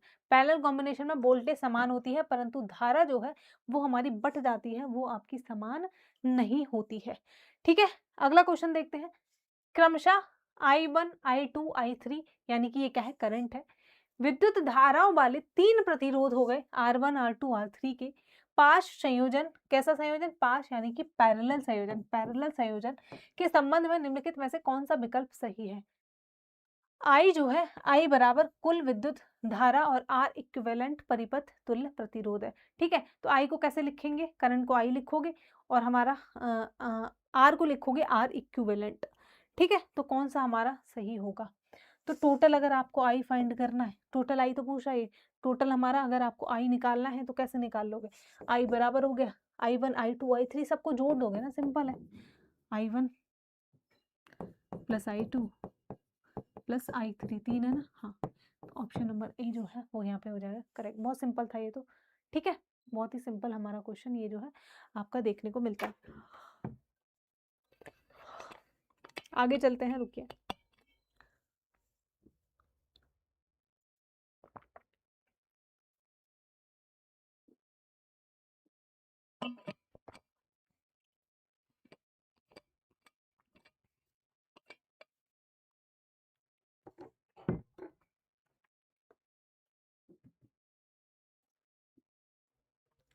अगला क्वेश्चन है, जब 1 ओम और 2 ओम वाले प्रतिरोध पार्श्व संयोजन से जुड़े होते हैं तब प्रतिरोधों के संयोजन का तुल्य प्रतिरोध क्या होता है? When 1 ohm and 2 ohm resistors are connected in parallel combination, then the equivalent resistance of the combination resistors। ठीक है, तो कॉम्बिनेशन रेजिस्टर्स का इक्विवेलेंट आपसे ये है, पूछ रहा है। अब इसमें क्या है हमारा, पैरेलल है, ठीक है, क्या है हमारा, पैरेलल है। तो आर 1/r इक्विवेलेंट निकालने के लिए क्या करोगे, पहला एक का है, दूसरा 1/r1 प्लस 1/r2, यही तो करेंगे ना। सीरीज होता तो simple R1 R plus R2 R3 करके ऐसे करके हम जोड़ देते, ठीक है। तो ये कितना हो जाएगा हमारा, 1/r इक्विवेलेंट निकालने के लिए क्या करोगे, 1 पहले की वैल्यू कितनी है, 1 ओम है, ठीक है, दूसरे की वैल्यू जोड़ दो, 1 हमारा कितना है आपका 2, दूसरा 2 ओम है ना, ठीक है, दूसरा रेजिस्टर कितना है, दूसरे से कितना प्रतिरोध है हमारा, 2 ओम है। अब इसको निकाल लो, 3/2 हो जाएगा। तो हमारा R इक्विवेलेंट निकालने के लिए ये हमारा उल्टा हो जाएगा, तो 2/3 ओम जो है इसका आंसर हो जाएगा। ऑप्शन नंबर डी जो है आपका हो जाता है यहाँ पे करेक्ट, ठीक है, ऑप्शन नंबर डी जो है वो हमारा सही हो जाएगा। अगले क्वेश्चन पे चलते हैं। एक परिपथ में एक 10 वोल्ट की बैटरी और 3 प्रतिरोध हमारे लगाए गए हैं, ठीक है, जिसमें पहला है हमारा R1 है 2 ओम, R2 है 3 ओम और R3 का प्रतिरोध है 6 ओम, एक दूसरे से समांतर क्रम में जुड़े हुए हैं। निम्नलिखित में से कौन सा परिपथ में प्रवाहित होने वाले प्रभावी प्रतिरोध R इक्विवेलेंट और धारा का सही मान है? इन अ सर्किट एक 10 वोल्ट की बैटरी लगी हुई है, तो वोल्टेज कितना है हमारा 10 है, 3 रजिस्टर्स लगे हुए हैं, 3 हमारे रजिस्टर्स हैं, और सीरीज कैसा है हमारा, पैरेलल सीरीज है, सीरीज है हमारी parallel. Which of the following is the correct value of effective resistance? तो हमको आर इफेक्टिव आपका निकालना है, ठीक है, और साथ ही साथ आपको करंट निकालनी है, साथ ही साथ हमको क्या है, आपको करंट निकालनी है। तो दो वैल्यूज आपको पता करेंगे। करंट के हमारे लिए क्या है, I = V/R। अब यहाँ पे करंट के लिए जरूरी है आपको प्रतिरोध का निकालना, तो सबसे पहले हम जो है प्रतिरोध आपका निकालते हैं, ठीक है। तो आर इक्विवेलेंट निकालेंगे, इसके लिए रहेगा हमारा पैरेलल कॉम्बिनेशन है, तो क्या है 1/R1, 1/R1, R1 की वैल्यू है 2 प्लस 1/R2, 1/3 प्लस 1/R3, 1/6, ठीक है। यहाँ तक तो कोई दिक्कत नहीं है, आगे होगा समझ में। ये कैसे आया, बार बार तो सेम फॉर्मूला लिखने की आई डोंट थिंक सो जरूरत है, ठीक है। इसको हम आगे फर्दर सॉल्व करेंगे तो आ जाएगा हमारा, ये 6 कहाँ से आए, ये 6 है हमारा, क्या ये आपका 6 जो है एलसीएम का है, तो 3/2 प्लस आ जाएगा हमारा 2/6, यहाँ पे क्या आएगा हमारा 1/6, ठीक है। तो ये हमारा 6 क्या है, 6 आपका आ जाता है एलसीएम, 3 + 2 प्लस हमारा 1, 3 और 2 5 और 1 6, ठीक। तो ये कितना हो गया हमारा ओम, 1 ओम। यहाँ से जो प्रतिरोध निकल आया ना, जो हमारा रेजिस्टेंस निकला है वो कितना निकला है आपका 1 ओम निकला है, ठीक है। अब दोनों वैल्यू करके पुट करके आप जो है आई निकाल लोगे। तो आई कैसे निकालेंगे हम, आई बराबर 10 प्रतिरोध कितना है 1, तो कितना है आ जाएगा हमारा, ये कितना आ जाएगा आपका, ये आ जाएगा हमारा 10, ये कितना आ जाएगा आपका 10 आ जाएगा। ऑप्शन नंबर कौन सा सही है, रेजिस्टेंस तो है हमारा 1, आर है 1, सबसे पहले आर की वैल्यू 1 कहाँ दे रखी है, आर 1 इसमें दे रखा है, इसमें दे रखा है। दूसरा हमारा करंट कितना निकला है, करंट निकला है हमारा 10 एंगस्ट्रॉम बच्चों, ठीक है। तो ऑप्शन नंबर बी यहाँ पे आ जाता है आपका सही। ठीक है, ऑप्शन नंबर बी आ जाएगा हमारा। अगला क्वेश्चन देखते हैं, निम्नलिखित में से किसके द्वारा किए गए निम्नलिखित में से किसके द्वारा किसी दिए गए प्रतिरोध के लिए शक्ति अवयव में सबसे अधिक वृद्धि होगी? विच of the following will increase the power dissipation the most for the given resistance? कब, किस स्थिति में जो हमारी पावर है वो आपकी सबसे ज्यादा देखने को मिलेगी इस क्वेश्चन के अकॉर्डिंग? ठीक है, पहला है हमारा हाफ द रेजिस्टेंस। रेजिस्टेंस को आधा करने पर हमारा क्या, आपका शक्ति बढ़ जाएगी रेजिस्टेंस को आधा करने पर, तो गलत हो जाता है, नहीं। प्रतिरोध से प्रवाहित प्रवाहित धारा को आधा करने पर, half the current flowing through resistors, current को आधा करने पर पावर कम होगी ज्यादा होगी, कोई असर नहीं पड़ने, मतलब ये हमारे स्टेटमेंट जो है वो गलत है। रेजिस्टर्स को दुगना करोगे तो पावर हमारी बढ़ेगी क्या? ठीक है, तो ये भी गलत है।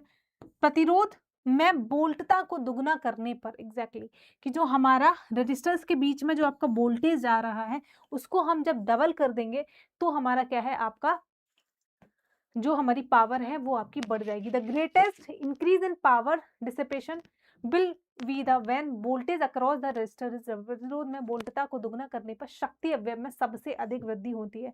तो यानी कि अगर आप वोल्टेज बढ़ा रहे हो तो हमारी शक्ति इंक्रीज हो रही है। यहाँ से एक चीज आपको समझ आ जानी चाहिए। ठीक है सर, अगले क्वेश्चन पे चलते हैं। अगला क्वेश्चन है हमारा, एक विद्युत बल्ब 200 वाट की जनित्र से जुड़ा है, कि जनित्र से जुड़ा है, बल्ब द्वारा ली जाने वाली विद्युत धारा 0.1 एंगस्ट्रॉम है, बल्ब की शक्ति कितनी होगी? सर लाइट शक्ति कितनी होगी, मतलब कि आपको जो है पावर यहाँ से फाइंड करनी है, पावर निकालनी है। तो पावर कितना हो जाएगा हमारा, पावर आपको पता करना है। वोल्टेज दे रखा है, वोल्टेज कितना है हमारा, 200 है। ठीक है, साथ ही हमारी करंट दे रखी है, आई कितनी है हमारी, 0.1 एंगस्ट्रॉम। अब आपको पी जो है वो हमारा पता करना है।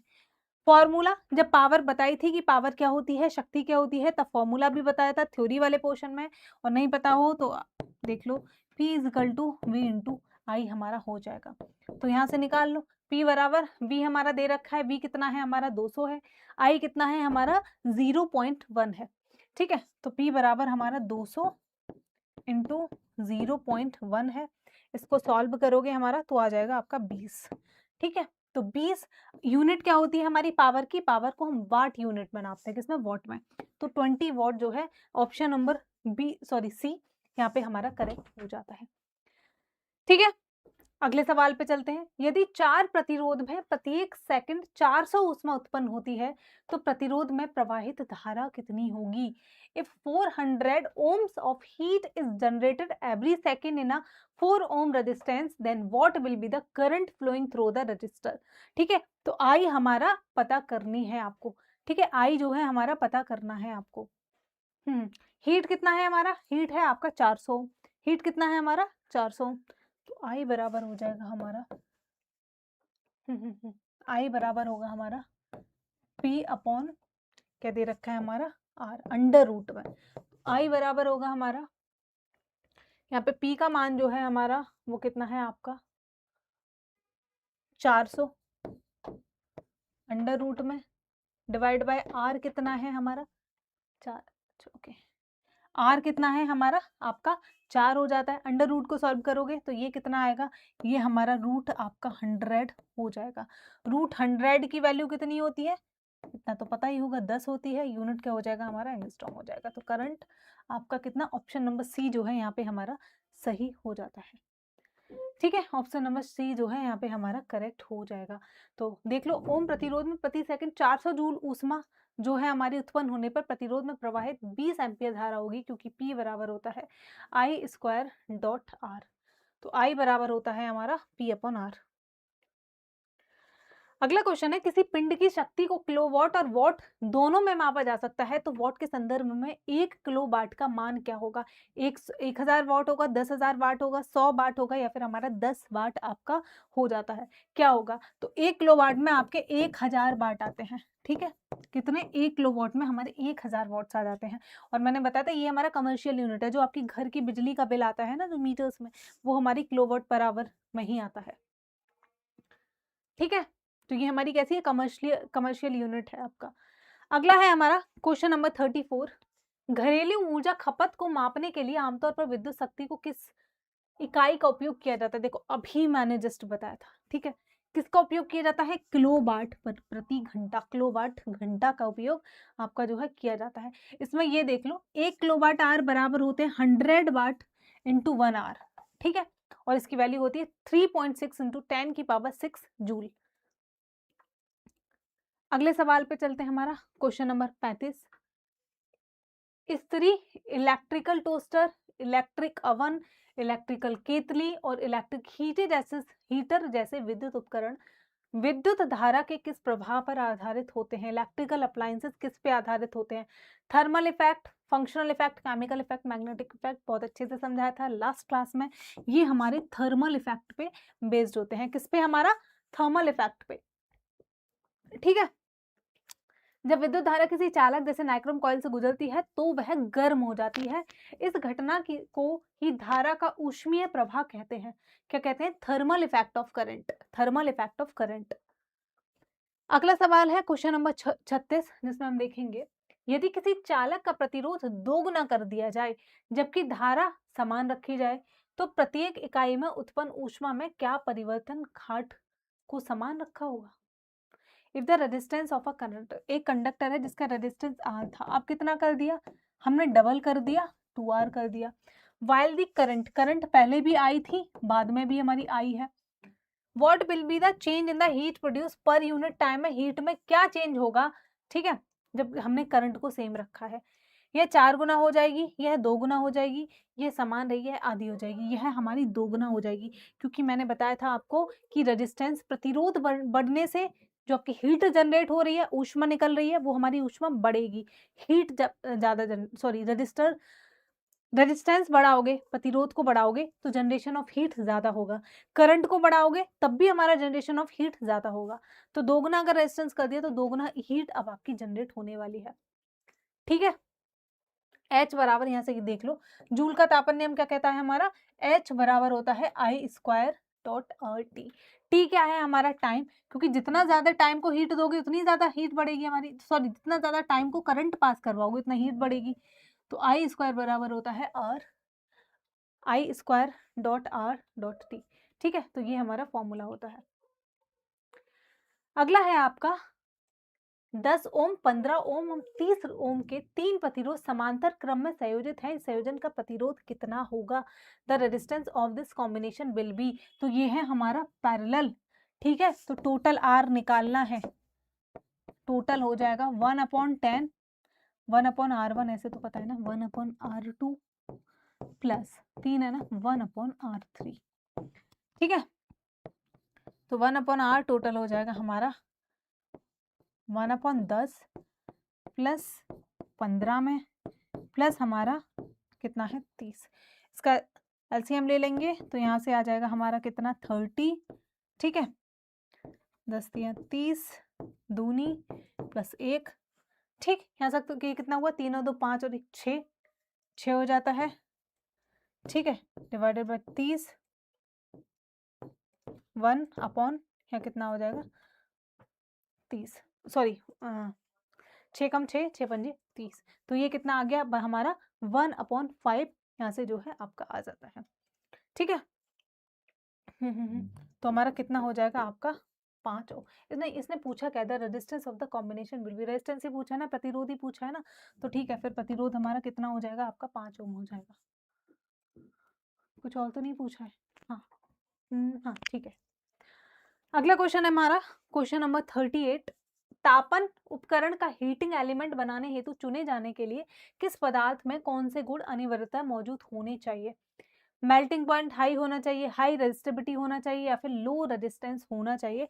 कौन कौन से गुण हमारे होने चाहिए अगर आपको क्या है हमारा उच्च तापन उपकरण आपको अगर बनाना है?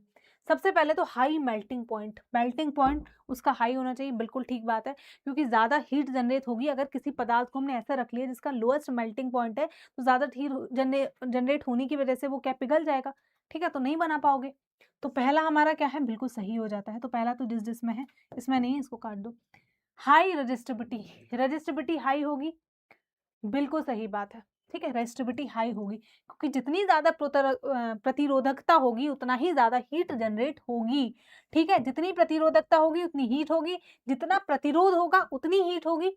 ठीक, दूसरा भी ठीक है हमारा। तीसरा है निम्न प्रतिरोध नहीं, कम प्रतिरोध होगा तो कम हीट जनरेट होगी, तो हमको चाहिए ज्यादा प्रतिरोध। तो तीसरा वाला हमारा गलत है, तीसरा इसमें भी आ रहा है, तीसरा इसमें भी आ रहा है, तीसरा इसमें भी आ रहा है। ऑप्शन नंबर सी जो है यहाँ पे हो जाता है आपका correct. Okay, for making the heating elements of heating device a material is selected which has high melting point so that it does not melt even, high temperature पे वो पिघले नहीं, पिघल गया तो फिर बेकार है। And has high resistivity so that heat can be generated when electric current flows, high resistivity होनी चाहिए ताकि हीट हमारी जनरेट हो सके जब उसमें से हमारा करंट हम जो है फ्लो कर रहे हैं।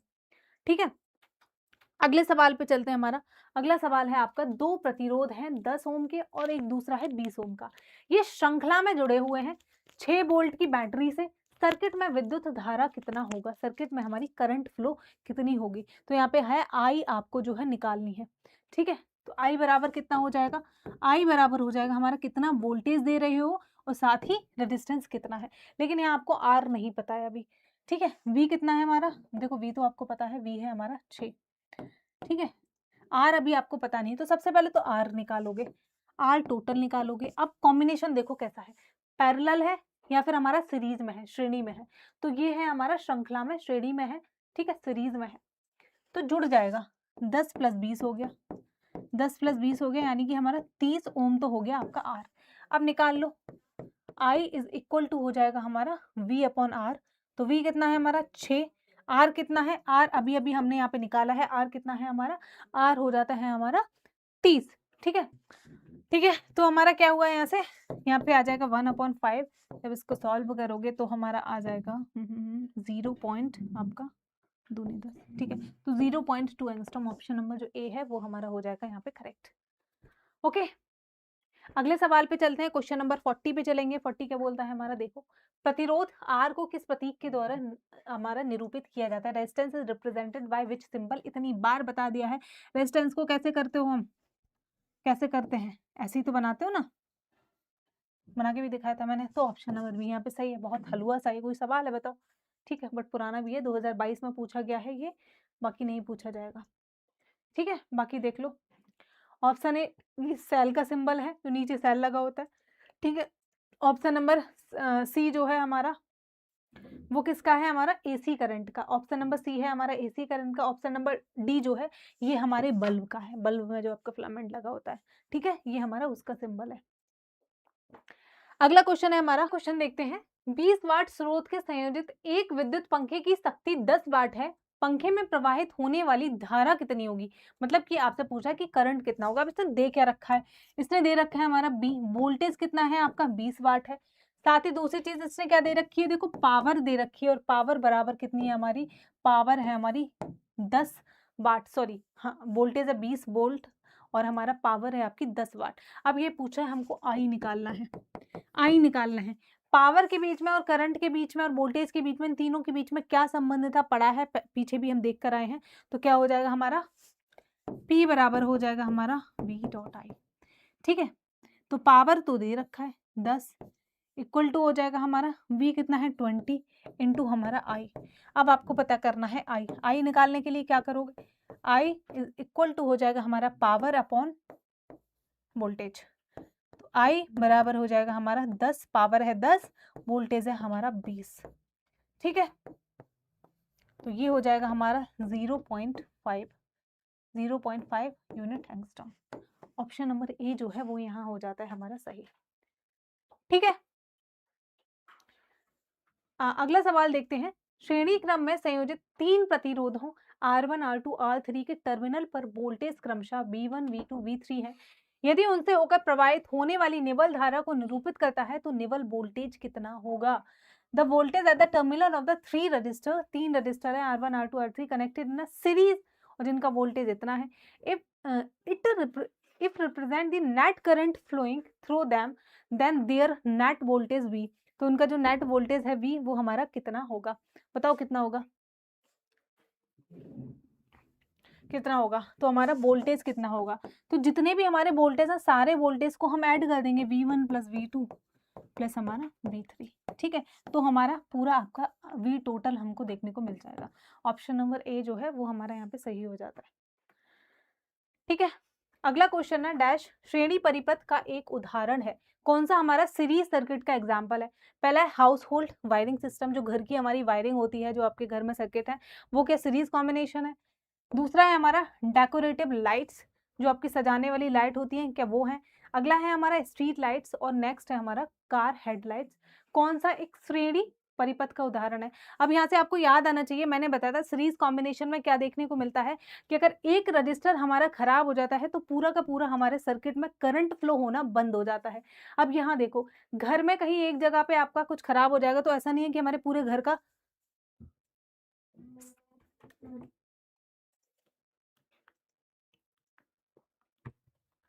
ठीक है, तो ऐसा देखा है आपने कि हमारा पूरे घर का आपका सर्किट खराब हो जाए, ऐसा नहीं होता है। लेकिन जो डेकोरेटिव लाइट्स होती हैं, कई बार ऐसा होता है कि बीच में से आप एक तार तोड़ दो, ठीक है, तो हमारी पूरी की पूरी जो झालर है ना वो खराब हो जाएगी, पूरी झालर में आपकी करंट फ्लो होना हमारा जो है वो बंद हो जाता है। तो जो डेकोरेटिव लाइट्स होती हैं, जो हमारी फेरो लाइट्स होती हैं, वो आपका सीरीज कॉम्बिनेशन का ही हमारा एक एग्जाम्पल है। अगला सवाल है, किसी विद्युत परिपथ में वह उपकरण जो परिवर्ती प्रतिरोध के रूप में कार्य करता है कहलाता है। The device in an electric circuit which acts as a variable resistor is called. क्या डिवाइस को बोलते हैं? वोल्ट मीटर है, गैल्वेनोमीटर है, एमीटर है, या फिर हमारा रियोस्टेट है। तो क्या होता है वो हमारा? तो वो हमारा होता है धारा नियंत्रक। क्या रहता है हमारा? रियोस्टेट, यानी कि धारा नियंत्रक इसका सही आंसर हो जाएगा, ठीक है। वोल्ट मापी क्या करता है? वोल्ट मीटर वोल्टेज को मापने के काम में आता है। गैल्वेनोमीटर क्या करता है? छोटी धारा का पता लगाने के लिए इसका इस्तेमाल किया जाता है। और हमारा धारा मापी एमीटर, यानी कि ये हमारा क्या है? करंट को मेजर करता है, ठीक है। रियोस्टेट क्या करता है? हमारा परिवर्ती प्रतिरोध को हमारा नापता है, ठीक है। क्या? रियोस्टेट, ठीक है। थोड़ा सा प्रोनाउंसिएशन में इसको दिक्कत होगी, तो धारा नियंत्रक हिंदी में इसको आप पढ़ लीजिएगा। अगला क्वेश्चन है, निम्नलिखित में से कौन सा सुरक्षा उपकरण विद्युत परिपथों में अत्यधिक धारा के प्रवाह को रोकने के लिए उपयोग किया जाता है? Which of the following safety device is used to prevent excessive flow of current in electrical circuit? मतलब कि जो हमारा सर्किट है उसमें बहुत ज्यादा हमारा करंट फ्लो ना हो, ठीक है, उसको रोकने के लिए किसका इस्तेमाल किया जाता है? तो उसको रोकने के लिए हमारे फ्यूज का इस्तेमाल किया जाता है। तो कई बार आप देखते हो कि ना हमारे घर का जो फ्यूज कहते हैं ना, फ्यूज उड़ गया, फ्यूज होता है ना ऐसे, ठीक है, उसमें एक ऐसे वायर लगी हो रही होती है जो बीच में दो पॉइंट्स को जोड़ रही होती है। तो सबसे पहले हमारे घर का फ्यूज उड़ता है, ठीक है, तो बाकी जो हमारी पूरी फिटिंग विटिंग है वो आपकी बच जाती है, ठीक। तो फ्यूज क्या है? एक सुरक्षा उपकरण है जो अत्यधिक धारा प्रवाह पर पिघल जाता है और परिपथ को तुरंत जो है तोड़ देता है। फ्यूज हमारा कहते हैं ना उड़ गया, तो वो क्या है? बहुत ज्यादा मेल्ट हो जाएगा, मेल्ट होने से उसके दो टुकड़े हो जाएंगे, बीच से टूट जाएगा, टूट होने के बाद आपका करंट का फ्लो खत्म हो जाता है, ठीक है। तो क्या है? इससे हमारे उपकरण और इंसान दोनों ही हमारे सुरक्षित रहते हैं, ठीक है। अगला देखते हैं हमारा क्वेश्चन नंबर 47। निम्नलिखित में से क्या दैनिक जीवन में विद्युत बिजली के व्यवहारिक अनुप्रयोगों से संबंधित है? Which of the following is are related to practical application of electricity in daily life? Electric oven, electric iron, solar water heater, ठीक है। कौन सा हमारा डेली लाइफ के आपके एग्जाम्पल है? ठीक है, इलेक्ट्रिक अवन आ जाता है इसमें, जो हमारी आयरन है इस्त्री करते हो कपड़ों पे, ठीक है, वो भी हमारा हो जाता है। लेकिन सोलर वाटर हीटर इसमें नहीं आएगा, तो आपका कमीशन ने केवल दो माने हैं हमारे, ऑप्शन सी, ए और बी इसमें आपका करेक्ट आंसर माना गया है, ठीक है। तो हमारा सौर जल तापक ही है, सौर ऊर्जा से चलता है, ना कि हमारा विद्युत ऊर्जा से आपका जो है चलता है, ठीक है। तो हमारा कौन से हैं आपके दो ऑप्शन, सॉरी, ये दोनों हमारे सही हो जाते हैं। जैसे इसका नाम है सौर जल तापक, तो ये किससे चलता है? ये हमारा सोलर से चल रहा है। अगला है हमारा, निम्नलिखित में से कौन सा उपकरण विद्युत धारा के ताप प्रवाह के आधार पर परिचालित होता है? Which of the following devices operate based on the heating effect of electric current? Transformer, electric motor, electric iron, या फिर हमारा जनरेटर? कौन सा आपको इसमें से देखने को मिलेगा? ठीक है, हीट हो रहा है, गर्म हो रहा है वो, और फिर काम कर रहे हो आप, तो वो हमारा इलेक्ट्रिक आयरन है ना, विद्युत आयरन, जिससे आप जो है प्रेस करते हो कपड़ों पे, ठीक है। ट्रांसफॉर्मर क्या है? ट्रांसफॉर्मर है या विद्युत चुंबकीय प्रेरणा के सिद्धांत पर काम करता है। Electromagnetic induction. तो अगला जो चैप्टर है ना इस चैप्टर के बाद, वो हमारा यही चैप्टर है, इलेक्ट्रोमैग्नेटिक इंडक्शन। बहुत बढ़िया चैप्टर है, आप जब पढ़ोगे तो बहुत मजा आने वाला है इस चैप्टर में। बहुत अच्छे अच्छे कॉन्सेप्ट्स हैं जो आपको शायद पता नहीं होंगे अभी तक। फिर नेक्स्ट आता है हमारा इलेक्ट्रिक मोटर। उस चैप्टर में हम इलेक्ट्रिक मोटर भी पढ़ेंगे नेक्स्ट। ठीक है, यह विद्युत ऊर्जा के यांत्रिक ऊर्जा में परिवर्तित करता है। जनरेटर, जनरेटर क्या करता है, हमारा मैकेनिकल एनर्जी को ये हमारा इलेक्ट्रिकल एनर्जी में चेंज करता है। अगला देखते हैं, इलेक्ट्रिक पंखा लगातार लंबे समय तक उपयोग किए जाने पर गर्म हो जाता है, ऐसा किसके कारण होता है? Electric fan gets heated when used continuously for a long hour, this happens due to. घर वाले बोलते हैं ना तुम सो रहे हो पूरी पूरी रात, तो मम्मी पता है क्या करती है, पंखा बंद करती है, या मम्मी डायलॉग मारती है कि ये भी मतलब जो चीज़ें हैं, मशीन है, वो भी थकती है, उसको भी आराम की आवश्यकता है। तुम चलाए जा रहे हो, पूरी रात सो रहे हो, दिन में भी सो रहे हो, तो मम्मियाँ रेस्ट देती हैं हमारी, ठीक है, कि पंखों को रेस्ट दे दो, फूक जाएँगे, वो भी मशीन है, कब तक चलेगी लगातार। तो बिल्कुल सही बोलते हैं, गर्म पड़ जाता है, ठीक है। तो मम्मी कभी गलत नहीं होती, भले ही उनको फिज़िक्स ना पता हो बेटा, लेकिन वो गलत नहीं है, सही कह रही हैं, उनको रेस्ट की ज़रूरत है, ठीक है। तो क्या है, फास्ट रोटेशन की वजह से, हीटिंग इफेक्ट की वजह से, स्लो रोटेशन की वजह से, या फिर गर्मियों में हमारा हाई टेम्परेचर की वजह से। तो ऑब्वियस है किसकी वजह से, पंखे से प्रवाहित होने वाली विद्युत धारा के ऊष्मीय प्रभाव की वजह से जो है हमारा पंखा गर्म पड़ जाता है, ठीक है। क्वेश्चन नंबर 50 पे चलते हैं, इनमें से कौन सा वैद्युत उपकरण जूल के तापन नियम पर आधारित नहीं है? Which of the following electrical device is not based on Joule's heating law? कौन सा नहीं है? वैद्युत परिपथ में fuse, fuse used in electrical circuit, electric iron, electric kettle, electrical plug and हमारा स्विच। बहुत आसानी से समझ आ रहा हो कि हमारा इलेक्ट्रिकल प्लग और स्विच का इसमें इससे कोई भी आपका संबंध ऐसा नहीं देखने को मिलता है, ठीक है। क्वेश्चन नंबर 51 है हमारा, वोल्ट मीटर को परिपथ में समांतर क्रम में क्यों जोड़ा जाता है, बताओ। Why is voltmeter is connected in connect parallel in the circuit. Voltmeter जो है हमारा सर्किट में, किसी भी सर्किट में समानांतर यानी कि पैरेलल जोड़ा जाता है। क्यों जोड़ा जाता है? ताकि वो कुल रेजिस्टेंस को मेजर करे, या फिर मैक्सिमम करंट उससे पास हो सके, या फिर हमारा दो बिंदुओं के बीच में विभवांतर मापने के लिए, to measure the potential difference between the point, 2 point. यही तो मैंने बताया था, ये पोटेंशियल डिफरेंस ही तो मापता है, क्रिएट करता है, ठीक है। तो इसलिए इसको हमारा पैरेलली कनेक्ट किया जाता है, ठीक है। आगे समझ में देखो एक बारी, वोल्ट मीटर को परिपथ में समांतर जोड़ा जाता है ताकि यह दो बिंदुओं के बीच में विभवांतर को माप सके बिना परिपथ की धारा को प्रवाहित किए, ठीक है।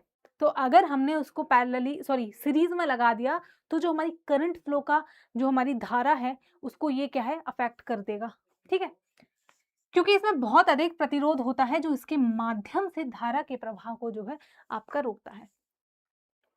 अगला है हमारा क्वेश्चन नंबर 52, दो क्वेश्चन और है।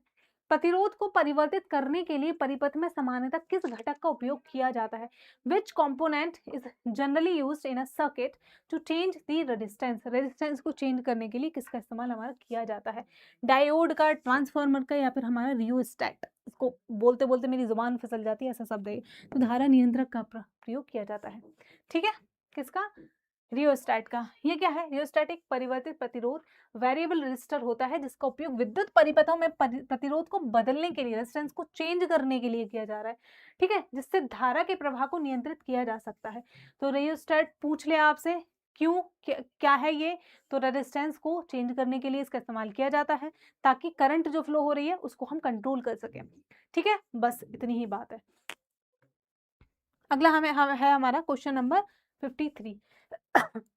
विद्युत पारेषण लाइनों के लिए संवर्धक किस धातु का उपयोग किया जाता है? Which metal is commonly used for power transmission line? Power transmission line में किस मेटल से बने हुए तारों का इस्तेमाल किया जाता है? लोहे और निकिल की, जस्ता, या फिर हमारा सीसा, तांबा या फिर एल्यूमिनियम, और साथ ही हमारी चांदी और सोना। सोना और चांदी के तार है, सोना और चांदी के तार, पता है कहाँ जमीन आसमान आसमान छू रहे हैं जब भी सोने और चांदी के तार। बेटा किसी को ना इन्वेस्ट करना है तो आजकल सबसे ज्यादा सेफ इन्वेस्टमेंट है। जैसे ही हमारा ग्लोबल इनस्टेबिलिटी आती है, अभी वेनेजुला पे अटैक हुआ, फिर से हमारे सोने और चांदी के प्राइजेस जो हैं वो इंक्रीज कर गए। पहले भी थोड़ा सा कम हुए थे कंपैरेटिवली, फिर से वो इंक्रीज कर गए, क्योंकि जैसे ही ग्लोबल अनस्टेबिलिटी आती है तो लोग सोने और चांदी की तरफ भागते हैं, जो प्रीसियस मेटल होते हैं। सबसे ज्यादा सेफ इन्वेस्टमेंट उन मेटल्स में मानी जाती है। तो अगर तुम्हारे पास 2-4 लाख रुपए हो ना, 2-4 करोड़ हो, तो जाके सोना चांदी खरीद लो। सोना भी नहीं, मैं कहूँगी चाँदी खरीदो। चाँदी जो है हमारा न्यू गोल्ड होने वाला है आगे आने वाले टाइम में, ठीक है? तो चाँदी हमारा क्या है, नया सोना है। अगर किसी भी व्यक्ति ने लास्ट ईयर चाँदी खरीदी होगी, तो समझो जितना सोने पे उसका इंक्रीमेंट नहीं हुआ होगा, प्रॉफ़िट नहीं उतना चाँदी पे उसको मिला होगा, ठीक है? तो मेरे पास तो पैसा नहीं है, बाकी तुम लोगों के पास हो तो मैं स्कैनर डाल दूँगी, दे दो मुझे, अगर 100-100 रुपए भी तुम देते हो बहुत हो जाएगा, ठीक है? अरे वो नहीं है, एक एक आप अगर आप यूट्यूब खोलते हो तो रात में आ जाता है, एक ऐसे स्कैनर लगा के बैठता है कि रूम रेंट के लिए पैसे चाहिए। भाई लोग देखते भी हैं, देते भी हैं, मतलब देते छोड़ो, उसपे मैंने देखा है कि लाइव वॉचिंग होती है, लिटरली हज़ारों में वॉचिंग होती है। भाई कौन लोग हैं इतने निठल्ले कि वो बैठ के पढ़ रहा है, स्कैनर लगा हुआ है, उसने काफ़ी एज है उस व्यक्ति की, और वो पैसे माँग रहा है और तुम दे रहे हो, हैं? ऐसा भी होता है भाई। पता नहीं, ठीक है? तो मैं सोच रही हूँ कुछ नहीं होगा तो फिर वही एक स्कैनर लगा के बैठेंगे। तुम सोचो अगर 1 करोड़ लोगों ने मुझे देखा, मतलब तुम में से किसी ने तुम खुद भी कर सकते हो ये काम, ठीक है? 1 करोड़ लोगों ने अगर तुमको देखा, 1-1 रुपया भी डाला, बेटा तुम्हारे पास 1 करोड़ रुपया होगा। सोचो कितना पैसा है इस बिज़नेस को करने में। 1-1 रुपया भी अगर कोई डालता है, 1 करोड़ भाई, 1 करोड़ रुपए में तो बल्ले-बल्ले, फिर बिज़नेस करेंगे कहाँ, हैं? इधर-उधर धक्के खाएँगे, ठीक है? और हाँ, जब पैसा-वैसा कमा लो तो इस आइडिया का क्रेडिट दे देना मुझे, ठीक है? अगर तुम कल को करोड़पति बन जाते हो तो।